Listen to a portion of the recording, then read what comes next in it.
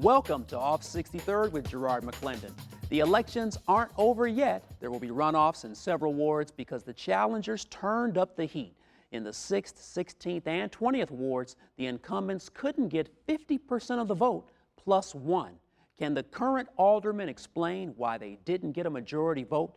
This is Off 63rd, Chicago, from the beach to the burbs.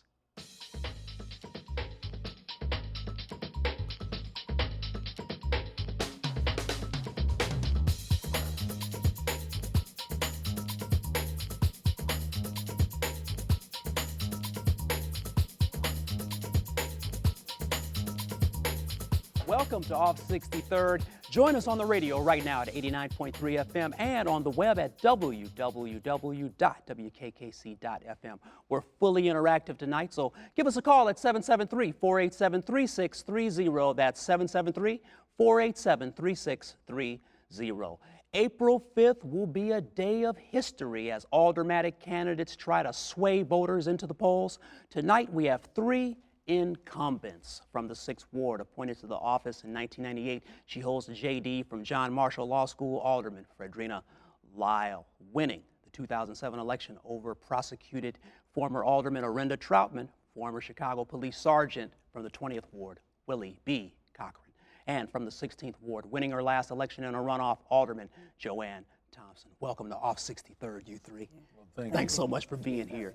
Here's the deal. First, I want to start us off in a nice, quaint conversation here. We're going to have some fun.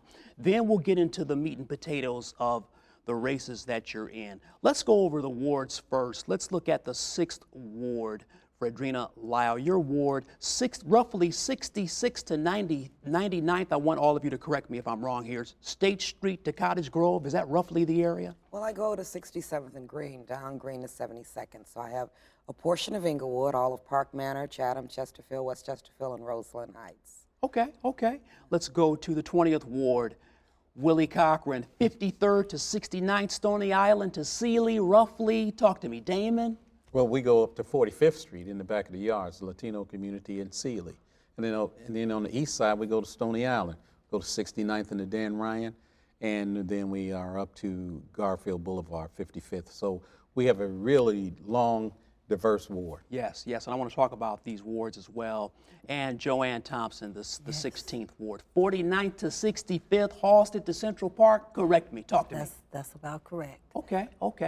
You know what's interesting about the wards, when you look at them on a map, why didn't someone just make them square or rectangular? I mean, these wards dip and dab and go all around the city. I think one of the wards, and I think is it the 20th that goes all the way to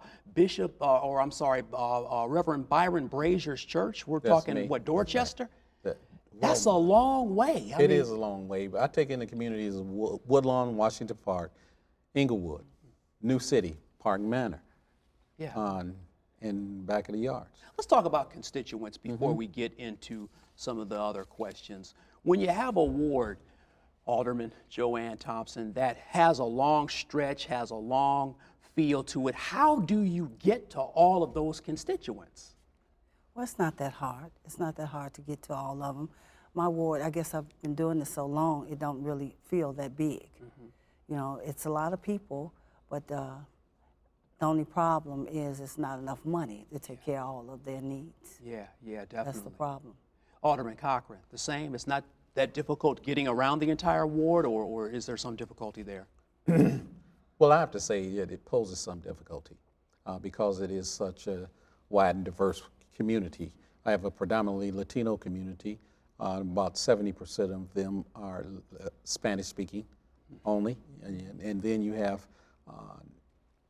South Campus of the University of Chicago, which is also in my ward. So I go from people who are getting Nobel Peace Prize, and then on the other side of the ward, someone who has just landed into a community where they're trying to change their lives and everything in between and all the issues that go along with it. So you have to be able to be diverse in your approach to those community members, and you have to find different methods of reaching out to those members. Si habla español. Si. Yes, sir. Freddrenna Lyle, hard to get to all the areas. I mean, you've got a pretty complex ward. Yeah, it's not hard geographically. It's not hard to get to all of the areas. it's a little difficult to service all of the communities because you want people to be able to walk to your office. That's the ideal situation. Well, they can't walk to my office from 99th and King Drive or 67th and Green. So what we do is to take the ward office to the various communities. We meet every month at a different location, and we move around so that at some point during the year, each community will have a ward meeting in their location at least twice. Yeah. You just have to be creative, and it's one of the things that we always think about when they talk about reducing the number of aldermen to 25. If we represent 58,000 according to the new census, and if you reduce it, then you'll be representing 120,000, and they will never, ever, ever know who their alderman is at that point. We're getting Facebook comments already, and I'm sure the phone calls are going to be coming in soon at 773-487-3630. Let's get right into this, you three, all right? Let's talk about, and I'm going to mention Rahm Emanuel later on in some of the endorsements, but let's talk about why you didn't get the 50% plus one voter in your ward. Freddrenna Lyle, you gotta help me here. Why didn't you get that 50% plus one? There are a couple of reasons. Number one, you had a tremendously low turnout. Number two, each ward is different and there are different issues. I ran against three lawyers and a police officer, and I had 2 police officers murdered this past year. So I've had these huge crime issues that loomed over everything, as well as the number of people on the ballot. The smaller the turnout, the less there was for everybody to get a piece of. And so that had something to do with it. Okay. That's my explanation, but I don't have a crystal ball. I don't know. Absolutely, and I want to talk about low voter turnout here a little bit later. It was horrible in the city of Chicago this past election. I thought there'd be more excitement with Daley leaving, but it just didn't happen. Willie B. Cochran, talk to me. Many people thought you were going to run away with this, Alderman Cochran. It didn't happen. You got less than 50%. Talk to me. Why? Well, again, just like Alderman Lyle, we had several people in the race, 4 other people in the race who went out and they worked the ward. You add that to the snowfall that came and people having single issue voters who were disturbed about the snow that fell, and then people didn't turn out for the vote. To tell you the truth, Gerard, our polling showed us winning that election on that day by substantial numbers. But because 2,000 people didn't get to the polls, it made a big difference. Okay. So, I'm gonna let you slide this time. Both of you kind of slid through this answer, so I'm coming back to you. All right. JoAnn Thompson, talk to me. Why didn't you get 55, 60, 70% of the vote on election day? Well, I'm the same as my colleagues. I made number 9 in the race, and we had one on my west end, a Hispanic guy that was there. I mean, he had nothing to do all day long but knock on doors.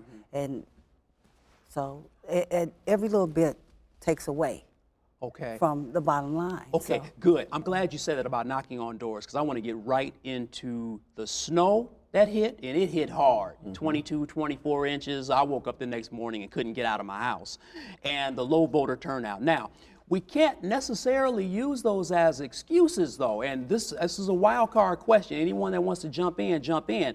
Are you always going to use low voter turnout and the weather as an excuse? Anyone want to?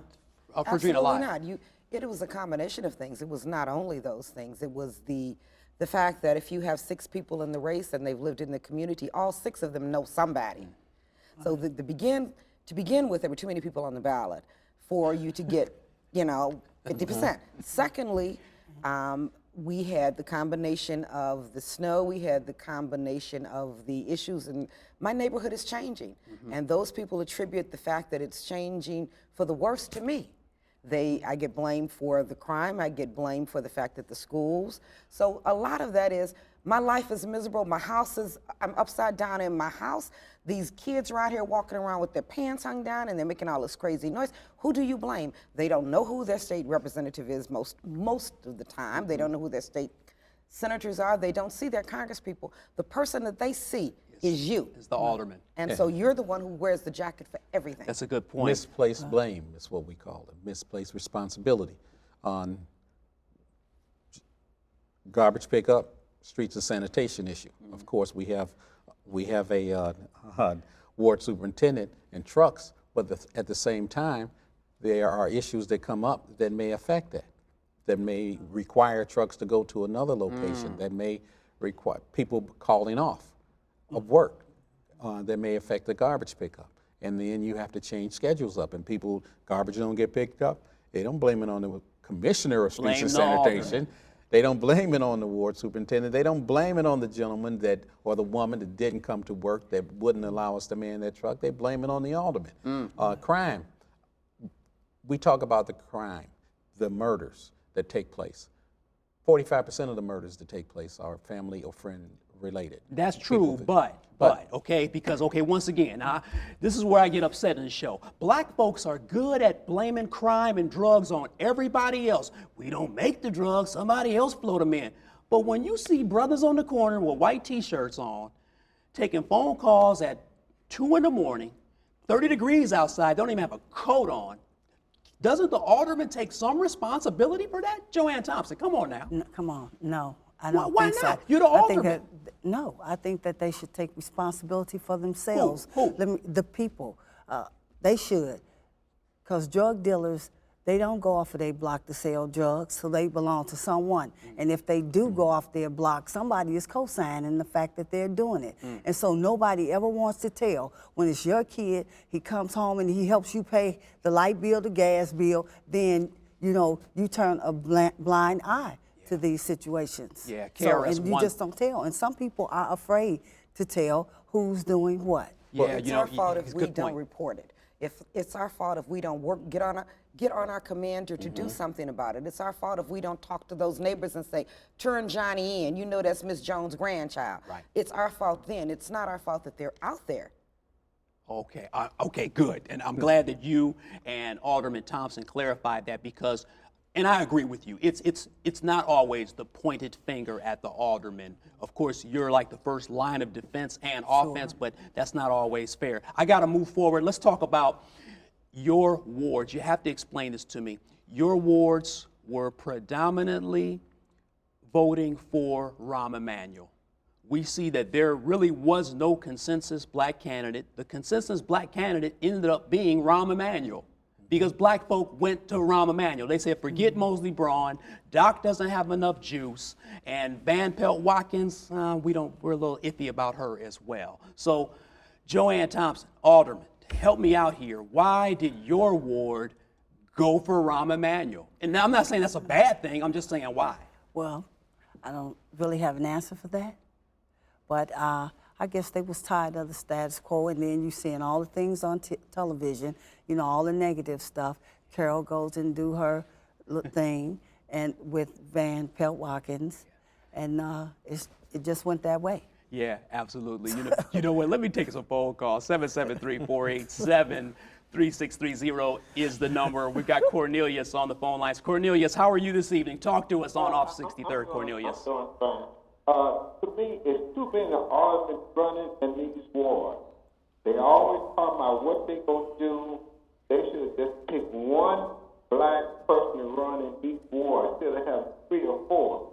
How can you choose who you going to vote for? Most of the time, you ask them to do something for you, they don't do nothing for you. Hey, if they can't do the job, they should just get out of the race. Wow. Hey, Cornelius, thank you so much for that phone call.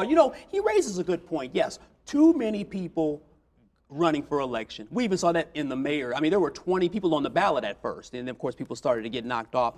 But when it comes to the number of people on the ballot as well as the campaign promises that the three of you will make, have made, as well as your challengers' campaign promises, can you really fulfill those promises, or is it a pipe dream and you just say, if you elect me, I'll do it for you? Who wants to answer that? Talk to me.